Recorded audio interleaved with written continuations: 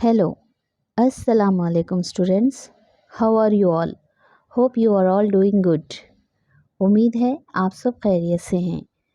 So students, in today's class we are going to learn the summary of the poem The Earthen Goblet from the Unit 6 of 8th class English. Be reading The Earthen Goblet. Here the poem is written by Harindranath Chattopadhyay, who is the younger brother of Sarojini Naidu, the Nightingale of India. So students, यहाँ पे the earthen goblet poem की summary यानी कि हम खुलासा देखेंगे. यहाँ पर इस पोएम में जो आपको मुश्किल अल्फाज और नए अल्फाज दिए हैं उनके मायने हम यहाँ पे सीखेंगे. इस पोएम को लिखने वाले हरिंद्रनाथ चट्टोपाध्याय हैं जो कि सरोजिनी नायडू के भाई हैं. So students, now let's start the poem. First we are reading the first stanza, then we are going to learn the glossary from this first stanza. Some new words are given. We are going to learn that new words and their meanings. So students, हम यहाँ पे ये इस नज़्म का, इस poem का पहला हिस्सा पढ़ते हैं और उसमें से जो भी नए और मुश्किल लफ्ज़ हैं उनके मायने भी सीखते हैं. So here, O silent goblet, red from head to heel, how did you feel when you were being trilled upon the potter's wheel before the potter gave you to the world? So here in first line, goblet. What is the meaning of goblet? Goblet meaning a ball-shaped drinking vessel made with a mud. So goblet का मतलब यहाँ पे होता है जाम या सागर, ऐसी चीज़ जो कि मिट्टी से, चिकनी मिट्टी से बनाई जाती है. हेड टू हील यानी कि सर से एड़ी तक. हील के माने एड़ी होता है, हेड के माने सर होता है. Next, how did you feel. Feel means महसूस करना, एहसास करना, अंदाज़ा लगाना. When you where being trilled के मीनिंग है कोई चीज़ को गोल गोल घुमाना.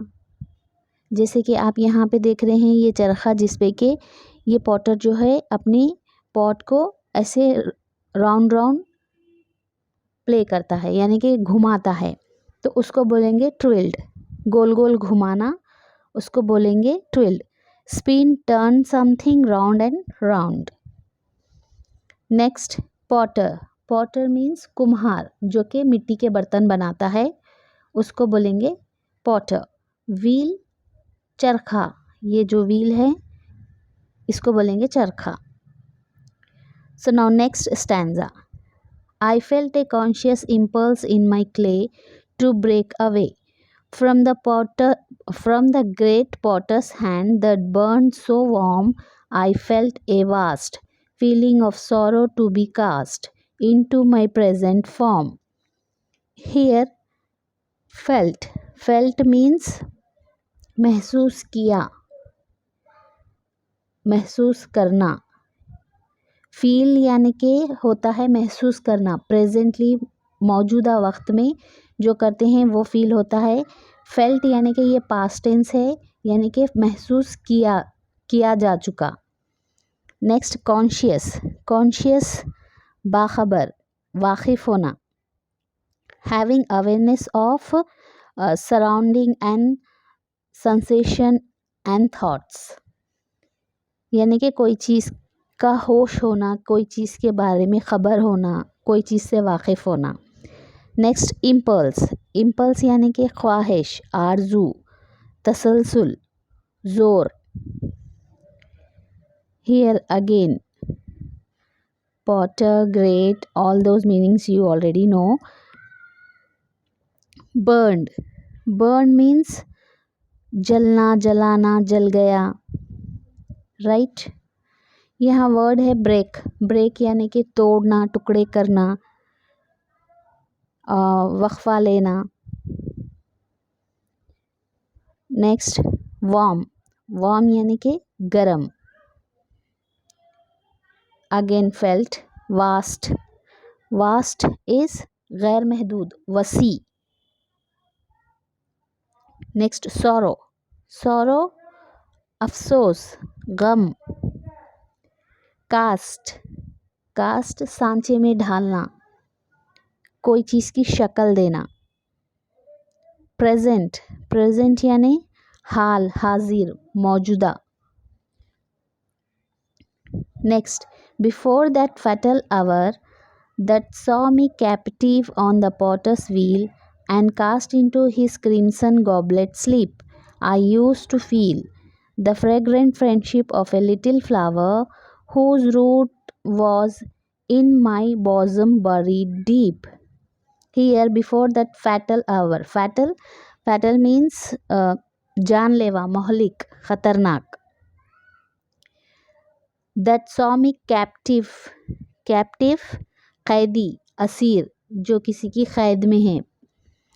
On the potter's wheel and cast into his crimson. Crimson means red, सुर्ख रंग, गहरा लाल रंग.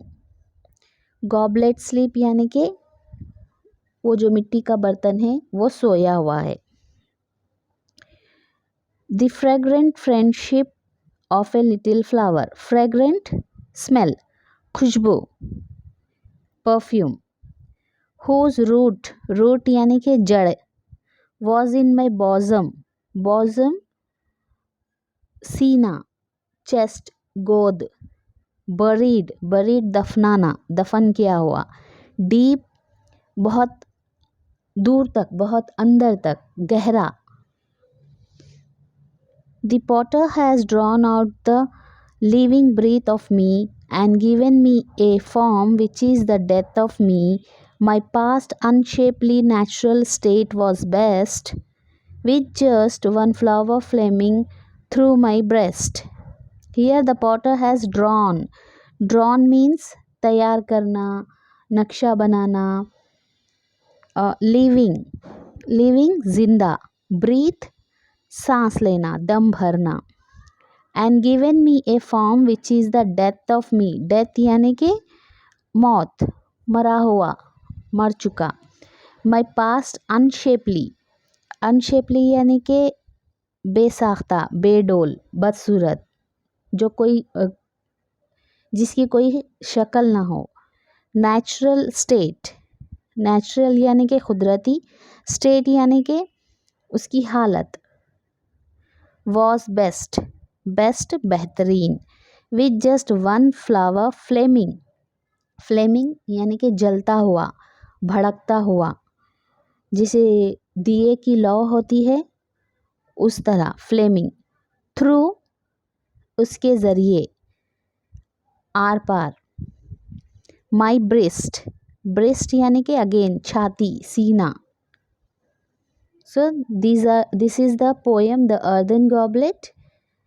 यानी कि ये एक मिट्टी के बर्तन के हालात, जो मिट्टी का बर्तन बनने से पहले जिस हालत में होता है, उसके बाद उसको जिस तरह बर्तन बनाया जाता है, तो उस बर्तन बनाने के प्रोसेस से जब वो मिट्टी गुज़रती है तो वो क्या महसूस करती है, कैसा फील करती है, उसके साथ क्या क्या होता है, तो उसके एहसास को इस पोएम के ज़रिए बताया गया है. So I hope all are you understood what is the poem and what are the difficult and new words given here and you perfectly learn that meaning. सो उम्मीद करती हूँ आपको अच्छे से ये पोएम और इसमें जो कुछ अल्फाज दिए हैं उनके मायने बहुत अच्छे से समझ आए हैं. सो होप कि मैं इसको नेक्स्ट क्लास में इसकी कंप्लीट समरी यानी कि पूरी तरह से इसका ख़ुलासा मैं करके बताऊँगी. तो इंशाल्लाह मिलते हैं अगली क्लास में. तब तक के लिए गुड बाय टू ऑल.